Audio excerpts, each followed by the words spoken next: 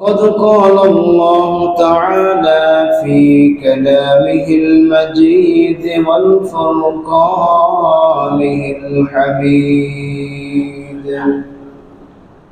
أعوذ بالله من الشيطان الرجيم.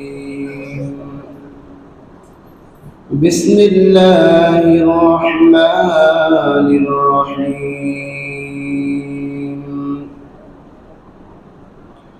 وأن الذين لا يؤمنون بالآخرة أعتدنا لهم عذابا أليما. ويدعو الإنسان بالشر دعاءه بالخير وكان الإنسان عجولا. وجعلنا الليل والنهار آتين فمحونا آية الليل وجعلنا آية النهار مبصرة لتبتغوا فضلا من ربكم ولتعلموا عدد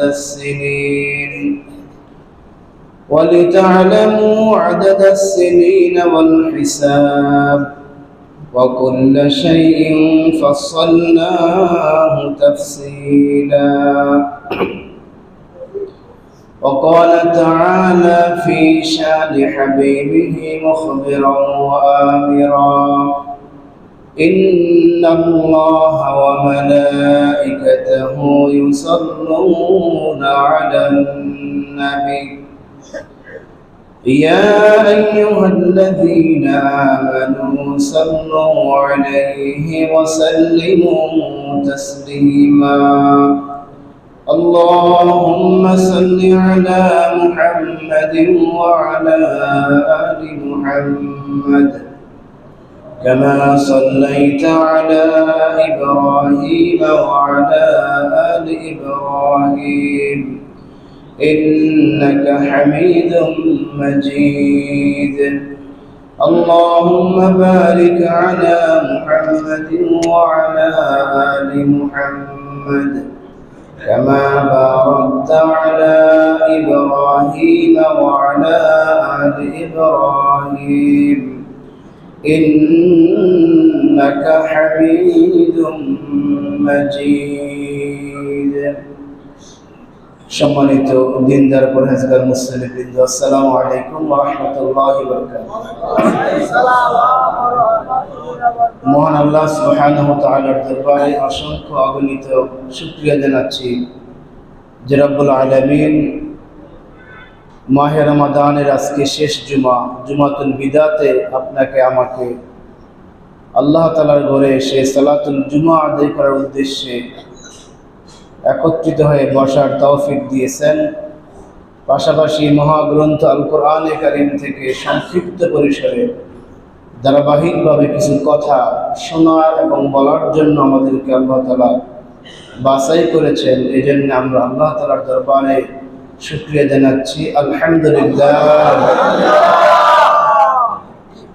পাশাপাশি লক্ষ কোটি দরুদ এবং সালাম পেশ করছি আমাদের নবী সাইয়্যিদুল মুরসালিন খাতামুন নবিয়্যিন মুহাম্মদুর রাসূলুল্লাহ সাল্লাল্লাহু আলাইহি ওয়াসাল্লাম। সম্মানিত হাজিরিন, আমরা রাসূলের প্রতি দরুদ এবং সালামের উদ্দেশ্যে সকলে আমরা সংক্ষিপ্ত পরিসরে বলি আল্লাহুম্মা সাল্লি আলা মুহাম্মদ আল্লাহুম্মা বারিক আলা মুহাম্মদ। সম্মানিত হাজিরিন, মহাগ্রন্থ আল কোরআনের ধারাবাহিক আলোচনার অংশ হিসেবে আজকে আমি তেলাওয়াত করেছি সূরা বনী ইসরাঈলের 10, 11, 12 তিনটি আয়াতে কারিমা তেলাওয়াত করেছি। এই তিনটি আয়াতে কারিমার আলোকে সংক্ষিপ্ত পরিসরে কিছু কথা বলবো ইনশাআল্লাহ তাআলা। এরপরে আমাদের রমাদান মাস যেহেতু শেষ হয়ে যাচ্ছে, এই মাসের শেষ সপ্তাহে কিছু স্পেশাল আমল আছে, বিশেষ করে ঈদের দিনে কিছু আমল আছে। এরপরে লাইলাতুল ঈদ, ঈদের পূর্ব রজনীতে কিছু আমল আছে। আমরা ইনশাআল্লাহ সেই কথাগুলি বলবো, সাদাকাতুল ফিতরের আদায়ের কথা বলবো। আল্লাহ তাআলার নিকট তৌফিক কামনা করছি তিনি যেন আমাকে বলার জন্য প্রয়োজনীয় ইলম ভিক্ষা দান করেন, বলেন আমিন। যারা আমরা শুনছি আমাদের সকলকে যেন এই কোরআনের আলোকে আমাদের জীবনকে গঠন করার তৌফিক দান করুন, আমিন। সম্মানিত হাজিরিন, আমি আজকে তেলাওয়াত করলাম সূরা বনী ইসরাঈলের 10, 11 এবং 12 নম্বর আয়াত। 10 নম্বর আয়াতে আল্লাহ তাআলা আমাদের জন্য যে মেসেজ দিচ্ছেন সেটা হলো, আল্লাহ তাআলার কোরআনে আল্লাহ যে বিধানগুলি আলোচনা করেছেন, এই বিধানগুলি যদি কেউ অবিশ্বাস করে এবং এই বিধানগুলি কেউ যদি না মানে, তাহলে তার জন্য আল্লাহ তাআলা জাহান্নামের চরম শাস্তির সংবাদ দিয়েছেন। বলেন নাউজুবিল্লাহ। কোরআনকে আল্লাহ তাআলা কেন দিয়েছেন? কোরআনকে দেওয়ার উদ্দেশ্য হলো এই কোরআনের আলোকে আমাদের জীবনকে পরিচালনা করা। এই জন্যে আল্লাহ কোরআন দিয়েছেন। শুধুমাত্র আমাকে আপনাকে এই কোরআন থেকে কিছু ফায়দা নেওয়ার জন্য আল্লাহ তাআলা কোরআন দেন নাই। এটা দিয়েছেন এখান থেকে শিক্ষা অর্জন করে, কোরআনকে নিয়ে গবেষণা করে, কোরআনে যে সুন্দর এবং সুনির্ধারিত, পরিমার্জিত, পরিমিত এবং সঠিক পথ নির্দেশনা দিয়েছেন, সেই পথ নির্দেশনার আলোকে আমাদের জীবনকে পরিচালনা করা। এই জন্য আল্লাহ কোরআন দিয়েছেন। প্রত্যেকটা মুসলমানকে এ বিশ্বাস রাখতে হবে, প্রত্যেকটা মুসলমানকে বিশ্বাস রাখতে হবে যে কোরআন আল্লাহ তাআলা আমাদেরকে কেন দিয়েছে। আপনার আমার যখন দুনিয়া বিজ্ঞানে অসুস্থ আমরা হই, অসুস্থ হওয়ার পর আমরা ডাক্তারের কাছে যাই কিনা? ডাক্তারের কাছে আমরা যাই। ডাক্তারের কাছে যাওয়ার পর তিনি একটা প্রেসক্রিপশন দিয়ে দেন, কিছু ঔষধ তিনি লিখে দেন এবং সেখানে কিছু নিয়ম কানুন দিয়ে দেন। এখন কোনো একজন ব্যক্তি ডাক্তারের কাছে গেলেন, ডাক্তারের কাছে যাওয়ার পর ডাক্তার তাকে কিছু ওষুধ দিলেন, লিখে দিলেন। ডাক্তার কিন্তু ওষুধ দেয় না, লিখে দেয়, ঠিক কিনা? লিখে দেয়। এখন রোগী কি করলেন? সেই ঔষধটা অর্থাৎ সেই প্রেসক্রিপশনটা বাড়িতে নিয়ে আইসা, সেই প্রেসক্রিপশনটাকে বাড়িতে নিয়ে আইসা তিনি যত্ন করে রেখে দিলেন। কথা খেয়াল করেন, তিনি যত্ন করে রেখে দিলেন। সকাল বিকাল সেই প্রেসক্রিপশনটা তিনি বুকের মধ্যে লাগিয়ে একটু ধ্যান করেন, চুমা খান, ফার্স্ট লাস্ট তিনি পড়েন যে সকালে ঔষধ, বিকালে ঔষধ, রাতে ঔষধ করতেছেন। আবার সুন্দর করে একবারে যত্ন সহকারে তিনি রেখে দেন। এরকম চললো কয়েকদিন, পেটের ব্যথা সারতেছে না। আবার কি করা? পেটের ব্যথা যখন সারতেছে না, কি করা? আবার তিনি সকালবেলায় প্রেসক্রিপশন হাতে নিলেন, নিয়ে পড়তেছেন। সকালে ঔষধ, বিকালে ঔষধ, দুপুরে ঔষধ, সন্ধ্যায় পড়তেছেন, আবার রেখে দিলেন। কিন্তু পেটের ব্যথা সারতেছে না, বাড়তেছে। এরকম যদি সে 1 বছর কেন 100 বছর এরকম হায়াত পেলে সে যদি প্রেসক্রিপশন পরে পরে যত্ন করে শুয়ে রেখে দেয়, অসুখ সারবে? একটা কাজ হবে, অন্তত এই কয়েকটা ওষুধের নাম তার মুখস্থ হবে, ঠিক না? এই কয়েকটা ওষুধের নাম তার মুখস্থ হবে। ডাক্তার যে ওষুধ দিলেন, এই রোগীর প্রয়োজন ছিল টাকা খরচ করে ওষুধ কিনা, ঠিক কিনা? কেনার পর টাইম টু টাইম এটাকে সেবন করা। এই সেবন করার পর কয়েকদিন গেলে তখন তার ওষুধ আস্তে আস্তে সারবে, ঠিক কিনা? এটাই ছিল মূল উদ্দেশ্য। আল্লাহ তাআলা কোরআন দিয়েছিলেন। কোরআন কিন্তু এমনি দেন নাই। রাসূল পাক সাল্লাল্লাহু আলাইহি সাল্লাম তার বয়স যখন 17-18 বছর হলো, তখন তিনি হিলফুল ফুজুল গ্রহণ করলেন। তিনি দেখলেন যে এই সমাজে যে অধপতন, যেখানে নারীর কোনো মর্যাদা নাই, পিতা তার সন্তানের কাছে কোনো সম্মান পাচ্ছে না, সন্তান তার পিতার কাছে ন্যূনতম অধিকার পাচ্ছে না, কন্যা হিসেবে সন্তানরা নিপীড়িত, সমাজের মধ্যে জোর যার মুলুক তার, যার হাতে ক্ষমতা তার সব কিছু, জবরদখল, চাঁদাবাজি, ছিনতাই, রাহাজানি, মানুষগুলি বিভিন্নভাবে বিভিন্ন অন্যায় কাজে জড়িত হয়ে গেল। এগুলো আপনারা জানেন সবাই। ধর্মীয় দিক দিয়ে মানুষ মূর্তি পূজা ছাড়া আর কিচ্ছু মানে না। আল্লাহর কাবাকে তারা তাওয়াফ করে, আবার মূর্তির সামনে মাথা নত করে। এই সমস্ত বিষয়গুলি যখন দেখলেন, তখন রাসূলের মনে প্রশ্ন হলো যে এটা কেমনে সম্ভব? একটা সমাজের মধ্যে এত অধপতন হতে পারে কিভাবে? তিনি প্রথম পর্যায়ে একটা হিলফুল ফুজুল গঠন করলেন, অন্তত কয়েকটা কর্মসূচি হাতে নিয়ে। সেটা হলো যে কোনো ছিনতাইকারী এলাকায় আসলে তার প্রতিহত করবে, কোনো মানুষ কাউকে জুলুম করলে, অত্যাচার করলে তার বিরুদ্ধে তারা দাঁড়াবেন, মক্কাতে যেন কোনো ডাকাতি চুরি না হয় তারা একটু পাহারাদার দিবেন। এরকম কিছু কয়েকটা কর্মসূচি নিয়ে তিনি একটা হিলফুল ফুজুল প্রতিষ্ঠা করলেন। কয়েক বছর গেল, কিন্তু সন্ত্রাসী, অন্যায়, রাহাজানি, অত্যাচার বাড়তেছে, কমতেছে না।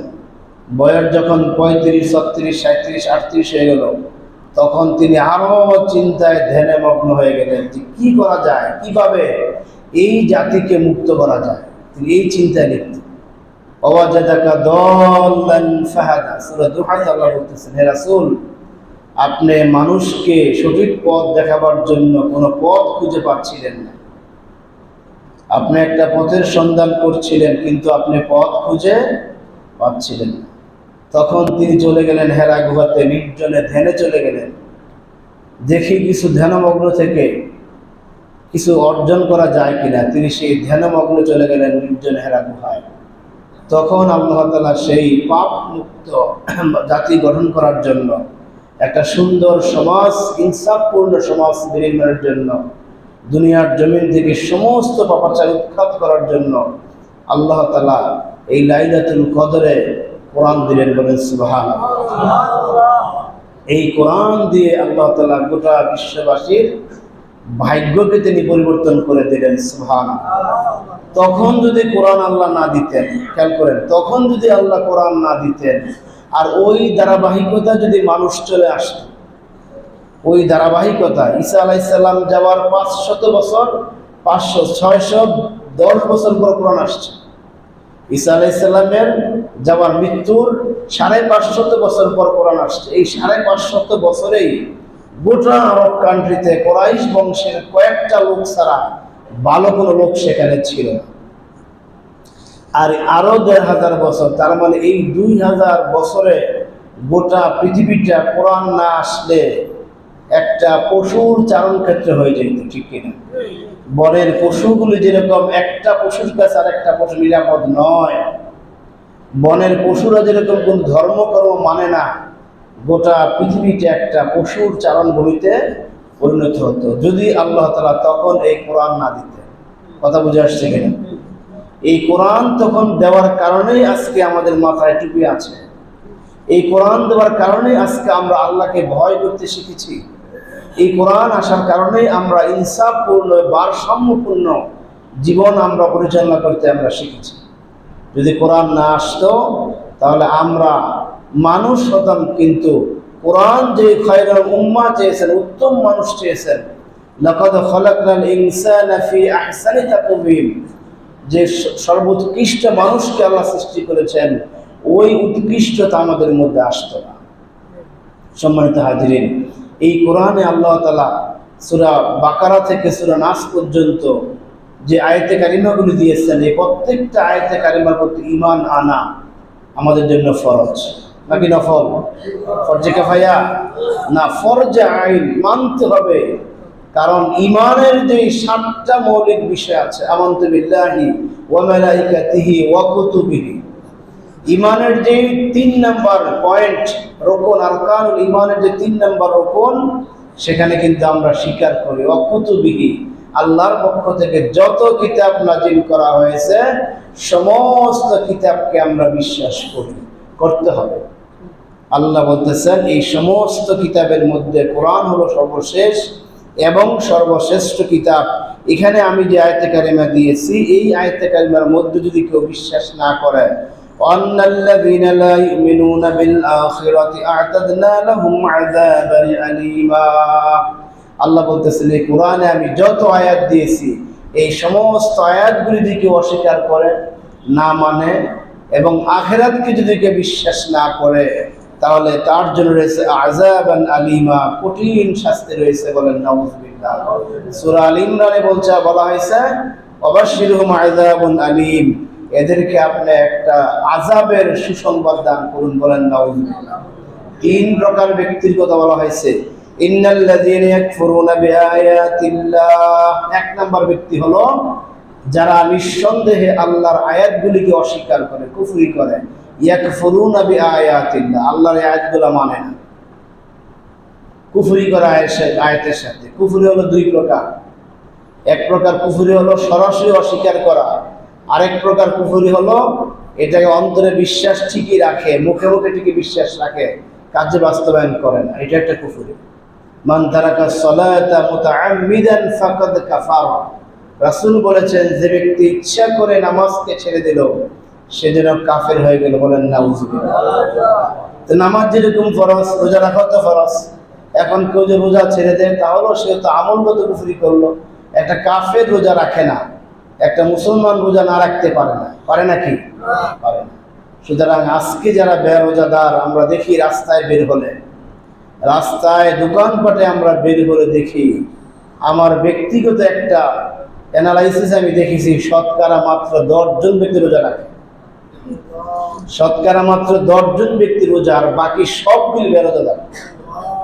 আপনারা দেখবেন রাস্তায় বের হলে যত লোক আছে বাইরে, দোকানদার হোক আর কাস্টমার হোক আর বাহিরের লোক হোক, যত লোক আছে এদের চেহারার দিকে তাকালে বোঝা যায় এইমাত্র কে আসছে। তার মানে হলো যে ব্যক্তি নামাজ পড়লেন না সে ব্যক্তি যেরকম আমলগত কুফরি করলেন, যে ব্যক্তি রোজা রাখলেন না সে ব্যক্তিও আমলগত কুফরি করলেন। তাহলে আল্লাহর আয়াতগুলোকে যারা অস্বীকার করবে, 2 নাম্বার ওয়ায়াকতুলুনান নাবিয়্যিনা বিগাইরি হাক্কিন, আর যারা ইহুদিরা নবীদেরকে বিনা কারণে হত্যা করেছে।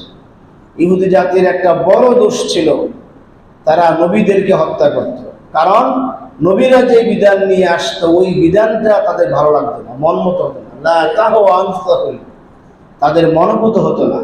তাদের মনোভূত না হওয়ার কারণে তারা সরাসরি নবীদেরকে হত্যা করত।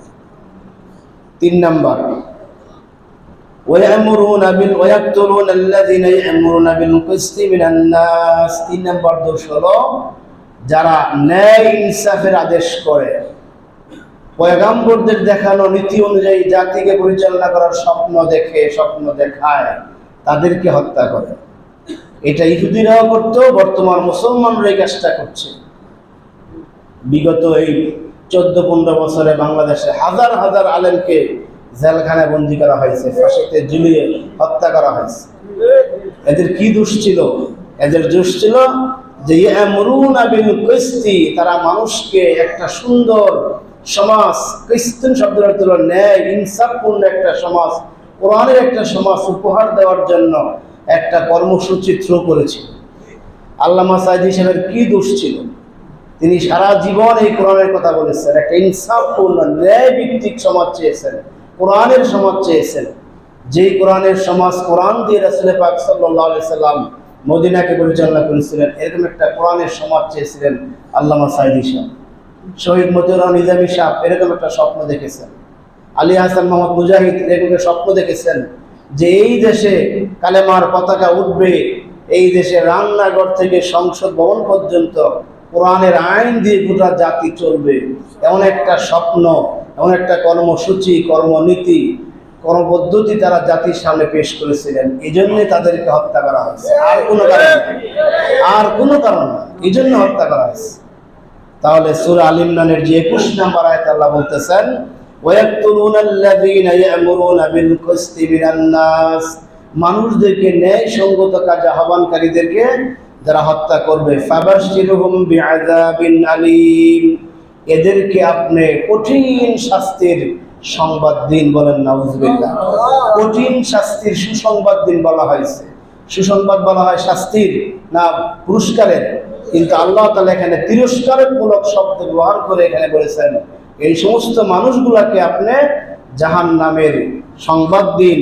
এই অন্যায়গুলি ইহুদিরা করতো, কিন্তু মুসলমানদের মধ্যেও এই অন্যায়গুলি আছে। আল্লাহর কোরআনকে মানে না, আল্লাহর কোরআনের আয়াতগুলো বিশ্বাস করে না। এখন তো একদল এমন বক্তব্য দিচ্ছে যারা আগের এরকম বক্তব্য দেন নাই, সরাসরি কোরআন সুন্নাহ বিরোধী বক্তব্য দিচ্ছে, সরাসরি কোরআন সুন্নাহ বিরোধী বক্তব্য দিচ্ছে।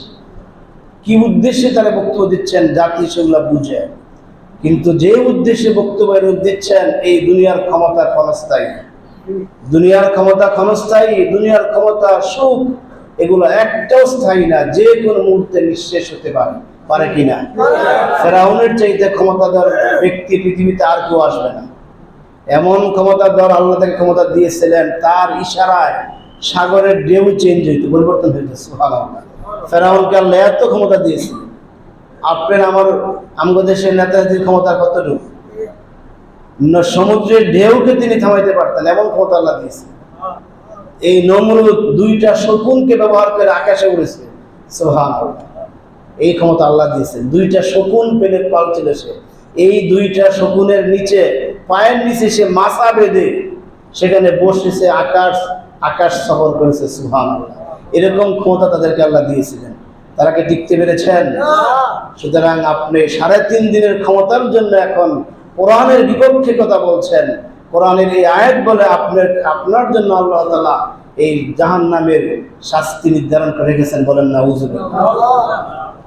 আমাদের এই 10 নম্বর আয়াতের পক্ষে আজকে কথা শেষ। 11 নম্বর আয়াত, وَيَدْعُ الْإِنسَانُ بِالشَّرِّ دُعَاءَهُ بِالْآخِرَةِ وَكَانَ الْإِنسَانُ عَجُولًا।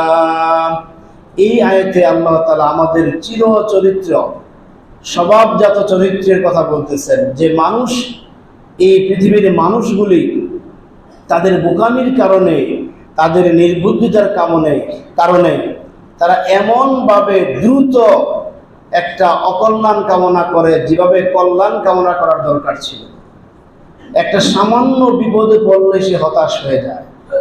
একেবারে সামান্য একটা বিপদ, একটু পরে কিন্তু আল্লাহ তাআলা তাকে এর চাইতে ভালো কিছু রেখেছেন, ওই দিকে আর সে খেয়াল করতে পারে না। আল্লাহর ভাষায় এই সমস্ত মানুষ হলেন ওয়াকানাল ইনসানু আজুলা। এই সমস্ত মানুষ হলেন এমন মানুষ যারা অধৈর্যহারা। যে কোনো একটা বিপদ আসলেই ওই ব্যক্তিটা হতাশ হয়ে যান, অকল্যাণ কামনা করেন এবং বলে থাকেন যে আল্লাহ শুধুমাত্র আমাকেই চোখে দেখেছে বিপদ দেওয়ার জন্য, আর কাউকে চোখে দেখে না। দোকানে বেচা কিনা কম, আরেক দোকানে বেচা কিনা বেশি হচ্ছে। একদিন একটু তার দোকানে বেচা কিনা কম হওয়াতে এত হতাশ হয়ে গেছে যে আল্লাহ আমি কি দোষ করেছি, সকাল থেকে নিয়ে পর্যন্ত 1 টাকা বিক্রি করতে পারি নাই, আর পাশের দোকানদার সারাদিন সিরিয়াল, আমি কি দোষ করেছি? এরকম হতাশ আছে কি না? আচ্ছা, এরকম হতাশ আছে। আপনাকে আল্লাহ যখন বেশি পছন্দ করবেন তখন বেশি বিপদ দিবেন। সুবহানাল্লাহ। মুমিন ব্যক্তিকে আল্লাহ তাআলা বিপদ বেশি দেন। মুমিন ব্যক্তির দোয়া আল্লাহ তাআলা দেরিতে কবুল করেন। সুবহানাল্লাহ। মুমিন ব্যক্তি যাতে আল্লাহ পরীক্ষা করেন, দেখি আমার বান্দা আমার প্রতি কতটুকু ইস্তেকামত রাখে, কতটুকু আমার প্রতি ভরসা রাখে। এই জন্য মুমিন ব্যক্তির দোয়াটা আল্লাহ দেরিতে কবুল করেন, আর কাফের, ফুজ্জার, পাপিষ্ঠ ব্যক্তিরা চাওয়া মাত্র আল্লাহ দিয়ে দেন। এটা আল্লাহর হিকমত।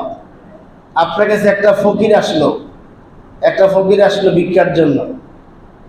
তার গায়ের মধ্যে দুর্গন্ধ ভরা, একবারে আর কাছে থাকা যাচ্ছে না, উস্কো ফুস্কো চুল, পোশাক আশাক একবারে ময়লাযুক্ত। আসলো, 10 টাকা দিলেন, ও হনিমুনা, আরো 10 টাকা দিয়ে দাও, যায় না, আরো 20 টাকা দাও। এবার 20 টাকা, 10 টাকা, 50 টাকা দেওয়ার পর সে গেছে। এরকম দেয় কিনা মানুষ? কেন দেয়? তাকে কিন্তু মহব্বত করে দেয় নাই। এই যে প্রথম 10 টাকা দিল, সে যায় না, আবার চাইছে, আবার 20 টাকা দিল, তাও যায় না, 50 টাকা দিল। এটা কি মহব্বত করে দিছে? কারণ তার গা থেকে দুর্গন্ধ আসতেছে। এই মহাজন এই মুহূর্তে চায় না সে এখানে আসুক, এই জন্য তাকে দিয়া বিদায় করে দিছে। আর যদি একজন ভালো আল্লাহওয়ালা ব্যক্তি আপনার কাছে আসে কিছু পয়সার জন্য, আপনি বলেন ভাই আসেন, বসেন, সে কথা বলতেছে, তার সাথে কথা বলতেছেন, তার কিন্তু সে চলে যাবে, আরেক জায়গায় সে যাবে, কিন্তু তাকে আপনার ভালো লাগতেছে, কথা বলতেছেন, সময় কেমন করতেছেন, এরপরে দেওয়ার সময় তাকে 500 টাকা দিয়ে দিলেন। এবার লাভ কার হয়েছে বেশি? কার লাভ হয়েছে? ওই পরবর্তী ব্যক্তির লাভ হয়েছে না? তো মুমিন ব্যক্তি যখন আল্লাহর কাছে চান তখন আল্লাহর কাছে মায়া লাগে। আল্লাহ চান যে এই ব্যক্তিটা আমার কাছে আরো বেশি চাক, বলে সুবহানাল্লাহ, আমার কাছে আরো বেশি চাক, তার ডাক আমার কাছে মজা লাগে। আল্লাহ তাআলা এই মুমিন ব্যক্তির আহ্বানের মধ্যে একটা সুন্দর একটা গ্রাম পান, একটা মজা পান। এই ব্যক্তি যত বেশি আল্লাহর কাছে চাইবে, আল্লাহর নিকট তত বেশি ভালো লাগে। এই জন্য মুমিন ব্যক্তিকে আল্লাহ তাআলা সাথে সাথে দেন না, বলে সুবহানাল্লাহ। আরো চাক চাওয়ার পর আল্লাহ তাআলা দিয়ে দেন। সুবহানাল্লাহ। আর ওই যে পাপিষ্ঠ ব্যক্তি জাহান্নামী, সে চাওয়ার সাথে সাথে আল্লাহ তাকে দিয়ে দেন, যা এই পাপিষ্ঠকে দূর করে তাকে জাহান্নামে পাঠিয়ে দেন। নাউজুবিল্লাহ। এই জন্য বর্তমান দুনিয়াতে কাফেরদের এত ক্ষমতা, এত বাহাদুরি, এত কিছু তারা পাচ্ছে, কারণ এরা আল্লাহর সামনে এরা দুর্গন্ধযুক্ত কীট, তারা চাওয়া মাত্রই তাদেরকে আল্লাহ দিয়া বিদায় করে দেন। এই জন্য মুমিন ব্যক্তিরা কখনো কি নন? হতাশ নন। আল্লাহ তাআলার দরবারে যখন আমরা দোয়া করি, দোয়াটা কবুল হয় তিন ভাবে। কয়ভাবে? তিন ভাবে। প্রথম দোয়া হলো সাথে সাথে আল্লাহ কবুল করেন, যেটা বললাম কাফের মুশরিকরা। আর দ্বিতীয় দোয়া হলো, কবুল করার পদ্ধতি হলো, বান্দার যখন আল্লাহ বান্দাকে দিলে বেশি বান্দার উপকার হবে, আল্লাহ তাআলা তখন বান্দাকে দেন। বলে সুবহানাল্লাহ। এই জন্য যারা আল্লাহওয়ালা নামাজি, তারা অনেক কিছু চাওয়ার পরও আল্লাহর কাছে অনেক কিছু পায় না, আবার সময় মতো আল্লাহ তাআলা তাকে দিয়ে ধন্য করেন। আর তৃতীয়ত, যাদেরকে আল্লাহ বেশি ভালোবাসেন তাদেরকে আল্লাহ দুনিয়া দিবেন না, দুনিয়ার মধ্যে কষ্টে রাখবেন। দুনিয়ার মধ্যে কষ্টে রেখে জীবনযাপন করে যাবেন। তারা আল্লাহকে চাইবে, অনেক কিছু চাইবে, কিন্তু আল্লাহ দিবেন কিয়ামতে, হাসরের ময়দানে। বলে সুবহানাল্লাহ। দুনিয়ার সমস্ত পাওনার চাইতে হাসরের ময়দানে আল্লাহ তাআলার একটা নেক দৃষ্টি পাওয়া আপনার আমার জন্য অনেক বড় পাওনা, ঠিক কিনা? এই জন্য আমরা কিন্তু কখনো হতাশ হব না। হতাশ হব না, হতাশ হওয়া যাবে না। আল্লাহ এই কথা বলছেন যে ওয়াদাউল ইনসানু বিশ-শাররি দুআউ বিল খায়র। যেভাবে ভালোটা চাওয়ার দরকার ছিল, এর চাইতে আল্লাহর বান্দারা খারাপটা বেশি চায়। ওয়া কানাল ইনসানু আজুলা। আর এই মানুষগুলা অধৈর্যহারা, অতি তাড়াতাড়ি তারা সবকিছু পেতে চায়। আল্লাহ তাআলা আমাদেরকে বিষয়গুলি বুঝার তৌফিক দান করুন, আমিন। সম্মানিত হাজিরিন, পরবর্তী আয়াত, ওয়াজআলনাল লাইলা ওয়ান নাহারা আতাইনি ফামাহাউনা আয়াতাল লাইলি ওয়াজআলনা আয়াতান নাহারি মুবসিরা। আল্লাহ তাআলা বলতেছেন, এই যে রাত দিন সৃষ্টি করেন, রাত এবং দিন সৃষ্টি করার মধ্যে আল্লাহ তাআলা আমাদের জন্য অনেক নিদর্শন রেখেছেন। বলেন সুবহানাল্লাহ। আল্লাহ বলেন, রাতকে আমি অন্ধকারাচ্ছন্ন করেছি আর দিনকে আলোকোজ্জ্বল করেছি। রাতের বেলা অটোমেটিকলি অন্ধকার হয়ে যায়, সূর্য ডুবুক আর না ডুবুক। সূর্য কিন্তু ডুবে না, আমাদের সাইড থেকে একটু আড়াল হয়। পৃথিবীর যে অংশে আমরা আছি এটা ঘুরে সূর্যের বিপরীত অংশে চলে আসে, এটাকে বলে আমরা সূর্য অস্তমিত যে গেছে বা ডুবেছে। আল্লাহ তাআলা এই রাতকে সৃষ্টি করেছেন। রাতের বৈশিষ্ট্য হলো সেখানে ফামাহাউনা আয়াতাল লাইল, রাতকে তিনি অন্ধকারাচ্ছন্ন করেন, চাঁদের মিটি মিটি আলো দিয়ে তিনি রাতটাকে মানুষের বিশ্রামের জন্য একটা ব্যবস্থা করেছেন। সুবহানাল্লাহ। ওয়াজআলনান নাহারা মাআশা। এর আগে বলতেছেন আল্লাহ, ওয়াজআলনা নাওমাকুম সুবাতা ওয়াজআলনাল লাইলা লিবাসা। আল্লাহ আমাদের জন্য প্রশান্তির জন্য আল্লাহ ঘুম সৃষ্টি করেছেন। সুবহানাল্লাহ। আমাদেরকে আল্লাহ পৃথিবীতে যত নিয়ামত দিয়েছেন, এর মধ্যে অন্যতম বড় একটি নিয়ামত হলো ঘুম, ঠিক কিনা? এটা সমস্ত রোগের মহা ঔষধ ঘুম। যার ভালো ঘুম হয়, দৈনিক 7 থেকে 7 ঘন্টা যিনি টেনশন মুক্ত টেনশন ফ্রি ঘুমাতে পারেন, তার কিন্তু কোনো বড় ধরনের রোগ থাকে না। এই জন্য বলেন ওয়াজআলনা নাওমাকুম সুবাতা, তিনি এই ঘুমটাকে তিনি প্রশান্তির জন্য দিয়েছেন। ওয়াজআলনাল লাইলা লিবাসা, আর এই শান্তিতে ঘুমাবার জন্য আল্লাহ তাআলা রাত্র সৃষ্টি করেছেন আমাদের জন্য আরামদায়ক করে। বলেন সুবহানাল্লাহ। যদি আল্লাহ তাআলা এই রাত্রিটা আরামদায়ক না করতেন, তাহলে আমরা ঘুমাইতে পারতাম না। পারতাম কি না? পারতাম না। দিনের বেলা যেরকম অনেক উষ্ণতা থাকে, তাপ থাকে, রৌদ্রতা থাকে, রাতে যদি এরকম থাকতো আমরা ঘুমাতে পারতাম না। ওয়াজআলনান নাহারা মাআশা, আর দিনকে তিনি বানিয়েছেন আমাদের কর্ম করে খাওয়ার জন্য, দুনিয়াকে ভোগ করার জন্য, এই দুনিয়ার চাকচিক্যকে গ্রহণ করার জন্য এবং এই দুনিয়াকে আরো সুন্দর করে সাজাবার জন্য আল্লাহ তাআলা দিন দিয়েছেন, রাত দিয়েছেন প্রশান্তির জন্য, আর দিন দিয়েছেন অর্জনের জন্য। এই জন্য রাত জাগা এটা কোনোভাবেই ভালো লক্ষণ না। রাসূল পাক সাল্লাল্লাহু আলাইহি সাল্লামের একটা সুন্নাত ছিল, আল আশা ক্বাবলা আল ইশা। তারা রাতের খাবারটা ঈশার নামাজের আগে খাইতেন। আল আশা ক্বাবলা আল ইশা, রাতের খাবারটা হবে ঈশার সালাতের পূর্বে খাবার। সাহাবায়ে কেরাম রাসূল পাক সাল্লাল্লাহু আলাইহি সাল্লামের দৈনন্দিন রুটিন ছিল এটাই। মাগরিবের নামাজ পড়েই তারা রাতের খাবার খেয়ে যাইতেন, যাই খাইতেন। ঈশারের নামাজের পর তারা আর কোনো কাজ করতেন না, ঘুমায় যাইতেন। এই দীর্ঘ ঘুমের পর রাত্রে 3টা, 3:30টার পর আর ঘুম থাকে না। তখন তারা উঠে তাহাজ্জুদ পড়তেন, ফজর পড়তেন, ফজর পরে ইশরাক পড়তেন, এরপরে তারা কাজে দৌড়াইতেন। সুবহানাল্লাহ। এইটা ছিল সুন্নত তরিকা। কিন্তু ইহুদি খ্রিস্টানরা আমাদেরকে এমন একটা রুটিন দিয়ে দিলেন, আমরা এখন আমাদের কার্য ব্যবস্থা শুরু হয় সন্ধ্যার পর থেকে। রাত্র 1টা 2টা 2:30 বাজে আমরা বিছনায় যাই, এরপরে তাহাজ্জুদ হয় না, ফজর হয় না, কিচ্ছু হয় না। এই টোটালি হলো আমাদেরকে ক্ষতিগ্রস্ত করার জন্য এই কাজটা করছে। আজকে আমাদের যদি সমাজ ব্যবস্থা এমন হতো যে আমরা সন্ধ্যার আগেই সব বন্ধ, সবাই বাড়িতে চলে যাও, খাবার দাবার কর, ঘুমিয়ে থাকো, এশার নামাজ পড়ে সবাই ঘুমিয়ে থাকো, এই সবাই ঘুমিয়ে থাকলে এশা পরে ঘুমালে রাত্রে 3টার সময় উঠে সবাই তাহাজ্জুদ পড়তো, ফজর পড়তো, এরপরে ফজরের পর থেকে অফিস শুরু। আপনি অফিস 10টা থেকে 4টা না হয়ে 10টা থেকে 4টা না হয়ে যদি আপনি ফজরের পর থেকে অফিস যদি আপনার 6টা থেকে 2টা হইতো, 3টা হইতো, তাহলে বিকেলবেলা বাড়ি চলে আসতেন, সব কাজ গুছায় বাড়িতে মাগরিব পরে শুতে পারতেন কিনা? আমাদের মার্কেট যদি মঙ্গলবারের মতো সকালেই জমতো তাহলে সহজ ছিল না?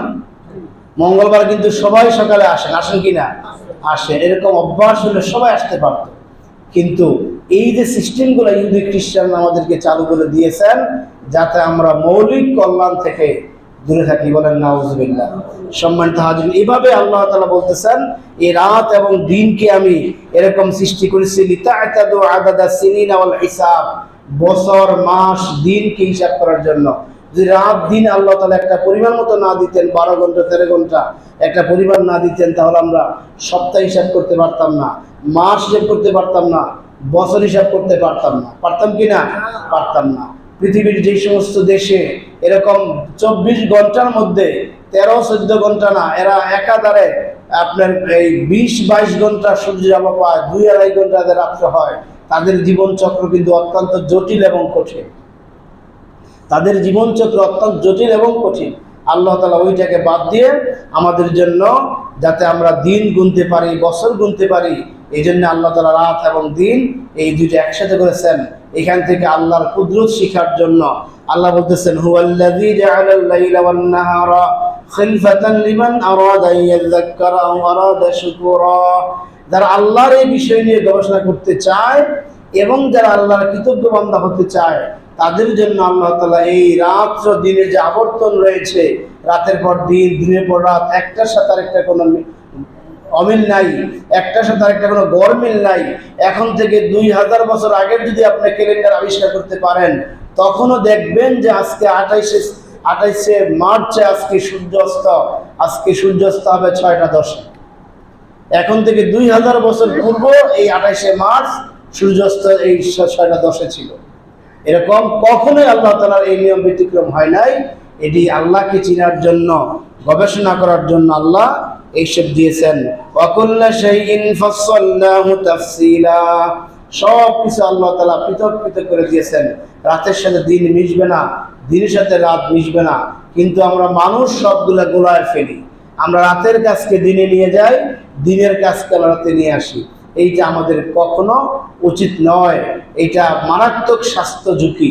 অর্থাৎ রাতে দীর্ঘক্ষণ জাগা, রাতে জেগে জেগে দুনিয়াবি কাজ করা, বই পুস্তক পড়া, মোবাইল চালানো। এখন তো আমাদের বিশেষ করে ইয়াং জেনারেশন যারা আছে, এরা রাতে ঘুমায়, এতে শুইলে এরা মোবাইল না চালালে ঘুম আসে না। আছে কি না ইয়াং জেনারেশন?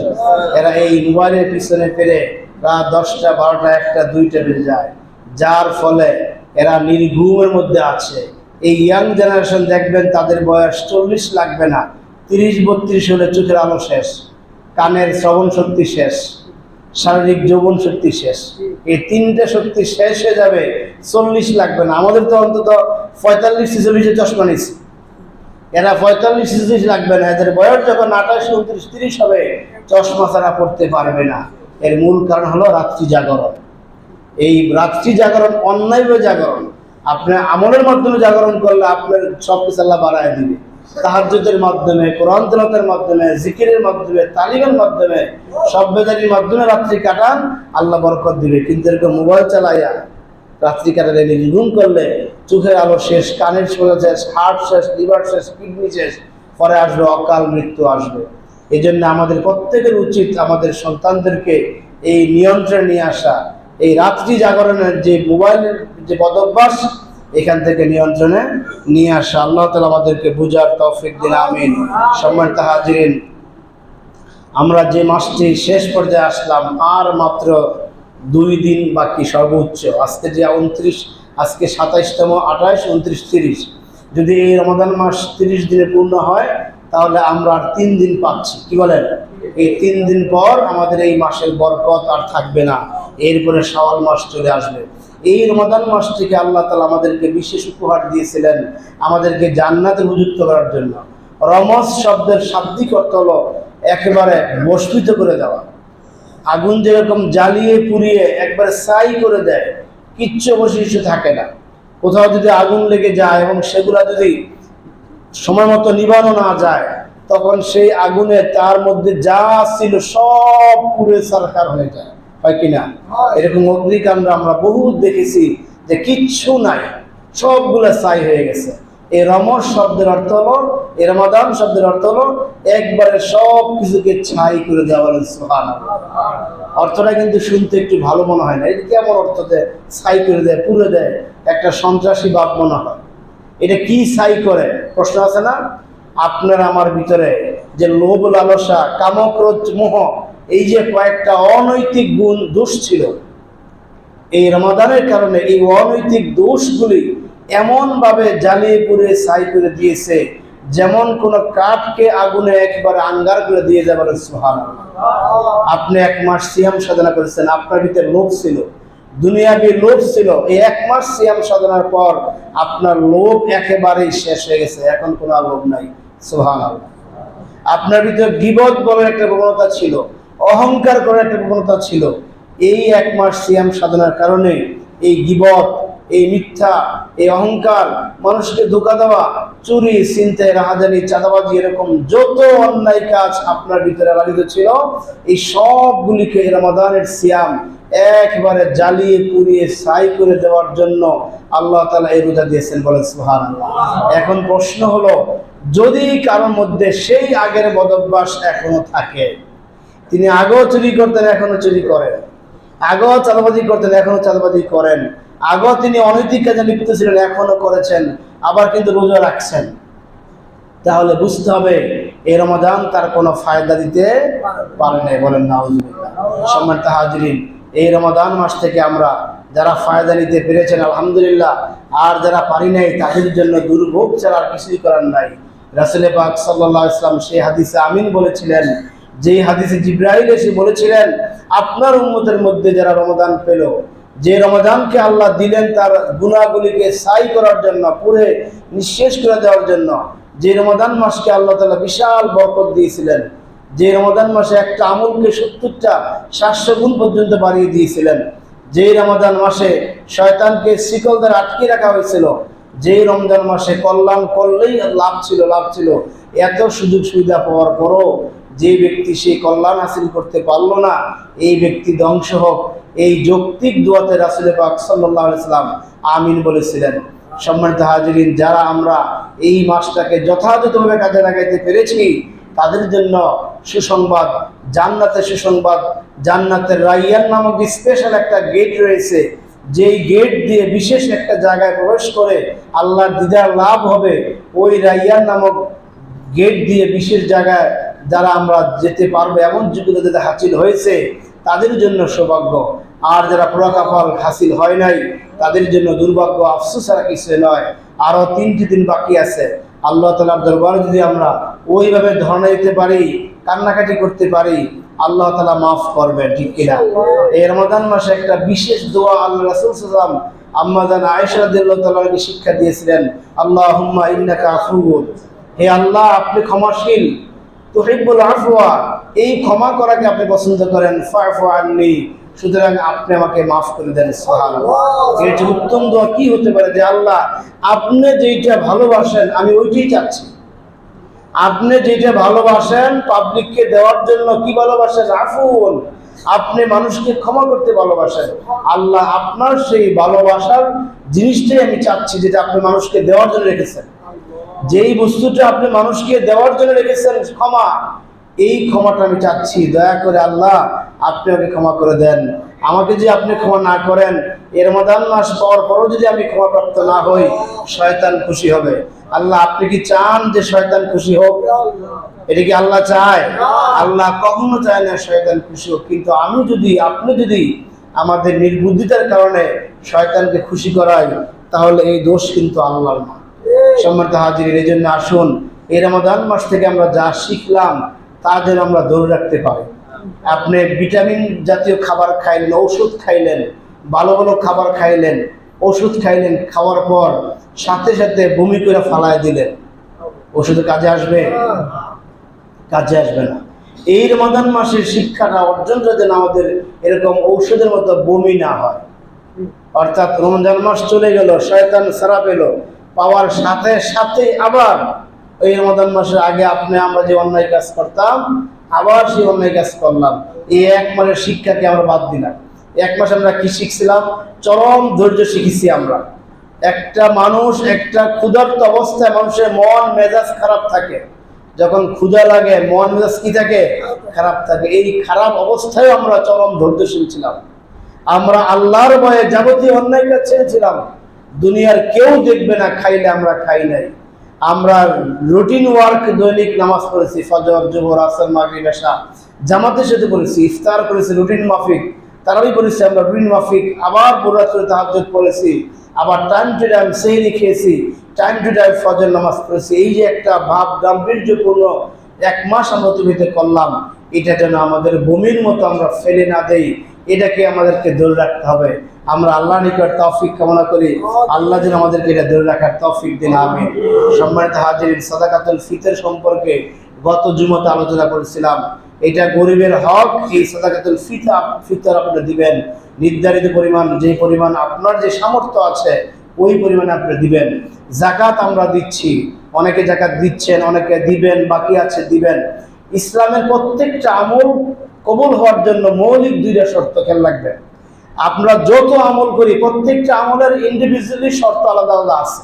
যেমন নামাজের 13টা শর্ত আলাদা আছে, ওযুর 4টা শর্ত আলাদা আছে, তাইমুমের 4টা শর্ত আলাদা, 3টা শর্ত আলাদা আছে, হজের 4টা শর্ত, 3টা শর্ত আলাদা আছে। এরকম প্রত্যেকটা আমলের আলাদা আলাদা শর্ত আছে। কিন্তু সমস্ত আমলের মৌলিক দুইটা শর্ত। একটা শর্ত হলো ওই কাজটা একমাত্র আল্লাহর জন্য করা। কার জন্য করা? ওই কাজটা একমাত্র আল্লাহর জন্য করা, সেটা যে কোনো আমল হোক, এটা একটা শর্ত। 2 নম্বর শর্ত, ওই কাজটা রাসূল পাক সাল্লাল্লাহু আলাইহি সাল্লাম যেভাবে করেছেন এবং তাকে দেখে সাহাবায়ে আজমাইনরা যেমনি করেছেন ঠিক ওইভাবে করা। ইত্তিবাউর রাসূল, অর্থাৎ আল্লাহর সন্তুষ্টি এবং ইত্তিবাউর রাসূল, এই দুইটা হলো সমস্ত আমলের মৌলিক শর্ত। মনে থাকবে ইনশাআল্লাহ, মনে রাখতে হবে। আপনি যত আমল করবেন সমস্ত আমলের মৌলিক শর্ত হলো আল্লাহকে রাজি খুশি করানো, আর আরেকটা শর্ত রাসূলের তরিকা অনুযায়ী। এই যে আমরা নামাজ পড়তেছি আল্লাহকে রাজি খুশি করার জন্য, তরিকা কি? রাসূল পাক সাল্লাল্লাহু আলাইহি ওয়াসাল্লাম যে তরিকা দেখিয়েছেন সেই তরিকায়। এখন যদি আমরা তার তরিকা বাদ দিয়ে আমরা সেজদা না করি, নামাজ হবে না। রুকু না করি, নামাজ হবে না। আপনি ওযু করতে আসেন রাসূল সাল্লাল্লাহু আলাইহি ওয়াসাল্লাম তরিকায়, তিনি তরিকা দেখাইছেন হাতের উপর দোয়া লাগবে, তিনি তরিকা দেখাইছেন মাথার 4 বার একবার মাসা করতে হবে, তিনি তরিকা দেখাইছেন পায়ের 4টা মতো ধুইতে হবে। এখন আপনি বাদ দিয়া এই হাতে শুধু এইটুকু ধুইলেন, মাথা নষ্ট করলাম না বা করলাম, একটা বাদ দিলাম, এটা হবে না। নামাজের মধ্যে যেগুলো ফরজ আছে সেই ফরজগুলি রাসূল সাল্লাল্লাহু আলাইহি ওয়াসাল্লাম দেখাইছেন, এখন সেগুলা যদি একটা আমরা কম বেশি করি নামাজ হবে না। রাসূল সাল্লাল্লাহু আলাইহি ওয়াসাল্লাম যে ফরজ দিয়েছেন নামাজের মধ্যে, ওযুর মধ্যে, এই প্রত্যেকটা জেনে এবং ওই অনুযায়ী আমল না করলে আমল কবুল হবে না। সম্মানিত হাজিরিন, আমি আল্লাহর রাসূল বলতেছি, ভালো করে বলতেছি শুনুন, যাকাত কিন্তু একটা ইবাদত। কি এটা? ইবাদত। যাকাত কিন্তু একটা ইবাদত। আর এটা আমাকে বেশি বলতে হবে এই কারণে, আমি যে মিম্বরে বসি, আমার যে শ্রোতা, এর মধ্যে 95% লোক যাকাত দেওয়ার ক্ষমতা রাখেন, ঠিক কিনা?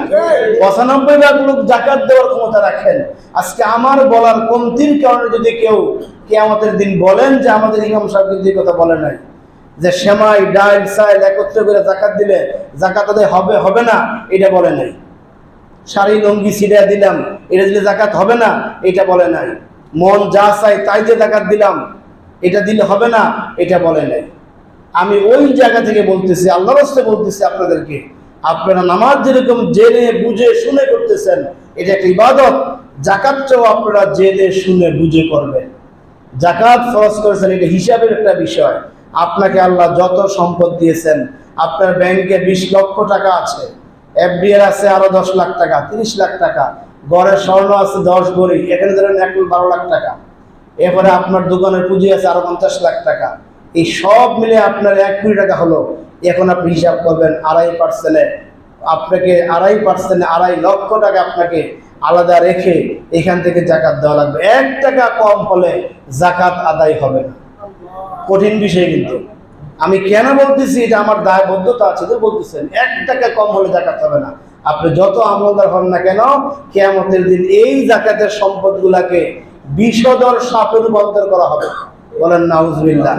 হাদিসে আসছে ওই সাপগুলির 1 ফোঁটা বিষ পৃথিবীতে আসলে, যেই সাপ আপনার আমার এই সম্পদ যেগুলো জাকাত আমরা দেই না, হিসাব করে দেই না, ঠমকা দিয়ে দেই, মন যা চায় তাই দেই। অনেক ধনী লোকরা এই কথা বলেন যে জাকাত আমার মনের বিষয়, আমি যা চাইলাম তা দিলাম। না, এটা আপনার মনের বিষয় না, এটা আল্লাহ কর্তৃক একটা ফরজ ইবাদত।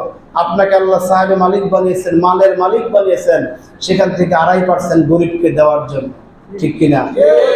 এই জন্য মন যা চায় তা দিলে হবে না, হিসাব করে আপনার এই জাকাতটা দিতে হবে। যে 8টা খাত বলেছিলাম, সেই 8টা খাতের বাইরে জাকাত দিলে হবে না। আমাদেরকে বুঝে বুঝে এই আমলগুলি আল্লাহ তাআলা করার তৌফিক দান করুন, আমিন। 1 বছর পূর্ণ না হলে জাকাত হবে না। আপনি গত রমাদানে আপনার যা পুঁজি ছিল, এই রমাদানে যদি তা পুঁজি ঠিক থাকে, আপনি সেই পুঁজি হিসাবে জাকাত দিবেন। গত রমাদানে আপনার পুঁজি ছিল 50 লাখ টাকা, মাঝখানে আপনি বাড়ি নির্মাণ করছেন বা কোনো কাজ করেছেন, এই কারণে আপনার 10 লাখ টাকা কমে এখন 40 লাখ টাকা আছে, আপনি 40 লাখ টাকার জাকাত দিবেন। কমে গেছে সম্পদ। আবার গত রমজানে 50 লাখ টাকা ছিল, এই রমজানে ব্যবসা বাণিজ্য ভালো হয়েছে, আপনার লভ্যাংশ যোগ হইতে পুঁজিতে এখন 60 লাখ টাকা হয়েছে, 10 লাখ বেশি হয়েছে। বছরের মাঝখানে কখন 10 লাখ ঢুকেছে পাইটু বা হিসাব আপনি রাখেন নাই, ব্যস্ততা করা সম্ভব না। এখন আপনি তাকওয়ার জন্য, পরহেজগারিতার জন্য পুরো 60 লাখ টাকার জাকাত দিবেন। এটা হলো আপনার বেশি ইহসান। লিযাকাতিহুম ফাইলুন, জাকাত দানে তৎপর ব্যক্তি এটা। যদিও 10 লাখ টাকা গত জুনে ঢুকছে, 1 বছর হয় নাই, আগামী জুনে 1 বছর হবে, তাহলে এই 10 লাখ টাকার জাকাত আগামী জুনে আবার দিতে হবে, যদি আপনি এখন না দেন। কিন্তু এখন দিলে ইহসান হয়ে গেল, আল্লাহ সম্পদে বরকত দিবেন। এরকম ভাবে জেনে বুঝে জাকাত দিবেন, আল্লাহ কবুল করবেন। নতুবা কম দিলে কিন্তু জাকাত হবে না। আপনি আসরের নামাজ 4 রাকাত ফরজ, 3 রাকাত পড়লে হবে? আবার পড়তে হয়। জাকাতের ক্ষেত্রে একই অবস্থা। আপনার জাকাত আছে 50,000 টাকা, আপনি জাকাত দিলেন 45,000 টাকা, আদায় হলো না। এটার জন্য আপনি সওয়াব পাবেন, দান করেছেন, দানের সওয়াব, জাকাতের সওয়াব পাবেন না। যেটা বলতেছিলাম যে বিষধর সাপ হয়ে বান্দাকে ঠোকর মারবে আর বলবে আনা কানজুকা মালুকা, আমি তোমার সেই সম্পদ যাকে তুমি সঞ্চয় করেছিলে, তুই তৃপ্তিবোধ করেছিলে এই সম্পদগুলো আমাকে জমায়া জমায়া, আজকে আমি তোমার সেই সম্পদ জাকাত না দেওয়ার কারণে আজকে তোমাকে আমি এইভাবে দংশন করছি। যেই সাপের 1 ফোঁটা বিষ পৃথিবীতে আসলে পৃথিবীটা অনুগ্র হয়ে যাবে। সম্মানিত হাজিরিন, এই জাকাত দেওয়ার ক্ষেত্রে আমাদের সকলকে তৎপর হতে হবে। আমাদের ঈদ উল ফিতর যদি রমাদান মাস আমাদের বাংলাদেশ এই সময়ে পুরোপুরি হয়, তাহলে আগামী মঙ্গলবার দিন ঈদ উল ফিতর হবে, ঠিক কিনা? আগামী মঙ্গলবার দিন। আর যদি 29 হয় তাহলে সোমবার দিন ঈদ হবে। ঈদ উল ফিতরের দিনে কয়েকটা স্পেশাল আমল আছে, যেটা অন্য সময় না করলেও চলে। স্পেশাল কিছু আমল আছে রাসূল পাক সাল্লাল্লাহু আলাইহি ওয়াসাল্লাম করেছেন। এর মধ্যে প্রথম আমল হলো গোসল করা, পবিত্রতা অর্জন করা, অর্থাৎ বিনা গোসলে যেন কেউ ঈদগাহে না যায়। 3 দিন 4 দিন 5 দিন 2 দিন ধরে গোসল করে না, এমন দুর্গন্ধ অবস্থা যেন ঈদগাহে না যায়। 2 নম্বর, উত্তম পোশাক পরা, নতুন কাপড় পরা, এটা শর্ত না। যদিও আমরা নতুন কাপড় ঈদগুলোকে আমরা ক্রয় করি বা পরি, আপনার 5টা-3টা পোশাক আছে, এর মধ্যে উত্তম যেটা আছে ওই উত্তম পোশাকটা পরে ঈদগাহে যাওয়া। এরপরে সুগন্ধি ব্যবহার করা। আপনি ঈদগাহে যাবেন, অনেক মানুষের সাক্ষাৎ হবে, কোলাকুলি করবেন, এখন যদি গা থেকে দুর্গন্ধ আসে তাহলে খারাপ লাগবে। এই জন্য রাসূল সুন্নত করেছেন সুগন্ধি ব্যবহার করা। ঈদগাহে যাবার আগেই, বিশেষ করে এই রমাদানের ঈদগাহে যাবার আগে আপনি একটু সুন্নতি খাবার যেগুলো আছে, মিষ্টান্ন খাবার যেগুলো আছে, বা আপনার যে ফেভারিট খাবার আছে আপনি সেগুলো খেয়ে যাবেন। এরপর ঈদগাহে যাওয়ার সময় আস্তে আস্তে আল্লাহু আকবার, আল্লাহু আকবার, আল্লাহু আকবার, লা ইলাহা ইল্লাল্লাহ, আল্লাহু আকবার, আল্লাহু আকবার, ওয়ালিল্লাহিল হামদ, এই তাকবীরটা আস্তে আস্তে পাঠ করা। রাস্তার ডাইন দিকে হাঁটা, এটা আস্তে আস্তে পাঠ করা। এরপরে আসা যাওয়ার যদি সম্ভব হয়, বিকল্প রাস্তা থাকে, আপনি এক রাস্তায় গেলেন আর এক রাস্তায় আসলেন, এতে করে লাভ হলো যেই রাস্তায় গেলেন ওই রাস্তায় যাওয়ার সময় কিছু লোকের সাথে সাক্ষাৎ হলো, কুশল বিনিময় হলো, অন্য রাস্তায় আসলেন তখন আবার নতুন কিছু লোকের সাথে সাক্ষাৎ হলো। এই জন্য এক রাস্তায় যাওয়ার কাছে আসাগুলো আমল। হেঁটে যাওয়া আসা করা, হেঁটে যাওয়া, ঈদগাহের ময়দানে হেঁটে যাওয়াটা এটা সুন্নাত। আপনি রিক্সায় যাবেন, গাড়িতে যাবেন, যেতে পারেন, যদি অসুস্থ হন, সমস্যা থাকে, কিন্তু পায়ে হেঁটে যাওয়াটা উত্তম। আপনার যে ছোট শিশুরা আছে যাদের বয়স 7, 8, 10 বছর বয়স আছে, নামাজ রোজা ফরজ হয় নাই, ওদেরকে আপনি ঈদগাহের সাথে নিয়ে যাওয়া, এটি একটা অন্যতম আমল। আল্লাহ রাসূল সবসময় শিশুদেরকে নিতে নিতে যেতেন। ঈদের শুভেচ্ছা বিনিময় করা, আপনার সাধ্য অনুযায়ী আপনি শুভেচ্ছা বিনিময় করবেন। এরপরে ঈদের ইমাম সাহেব যে খুতবা দেন, আমরা জুমার খুতবা আগে দেই, সালাতের আগে হওয়ার কারণে সবাই মনোযোগ দিয়ে শোনে, কিন্তু ঈদের খুতবাটা পরে হওয়ার কারণে অনেকে হারিয়ে যায়। এটা একটা নেহায়েত অন্যায় কাজ এবং সুন্নাহ বিরোধী কাজ। নামাজ তো এরকম ওয়াজিব ছিল, খুতবা শোনাটা কি ওয়াজিব, এই জন্য এই কাজটা আপনি কেউ করবেন না। নামাজ পড়েছেন, ধৈর্য সহকারে খুতবা শুনে এরপরে যাবেন। এই 10টা আমল হলো ঈদের দিনের বিশেষ আমল। আমাদেরকে আল্লাহ তাআলা এই আমলগুলি বুঝে বুঝে করার তৌফিক দান করুন, আমিন। সম্মানিত হাজিরিন,